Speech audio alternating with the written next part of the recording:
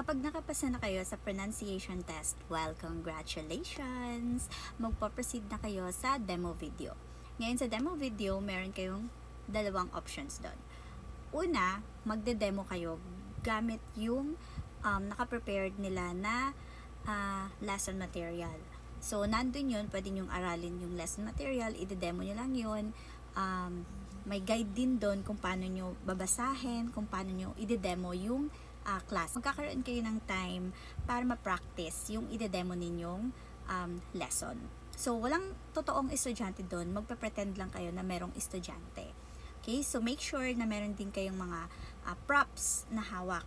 Ang second option naman is pwede kayong mag-upload. Pagka meron kayong recorded ng mga actual classes nyo before, yun, pwede nyo i-upload. So, sa akin, sa application ko, medyo tinamad na ako mag-aral nung lesson nila na naka-upload talaga sa Poly English.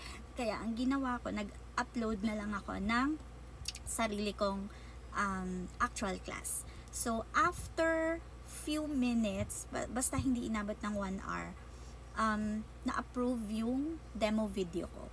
For me mas mabilis yung mag-upload kayo ng sample class nyo. Mga phonics class yung i-upload nyo. More on bata yung upload niyo na klase. So, yun yung sa tingin ko na mas madali makapasa sa demo video.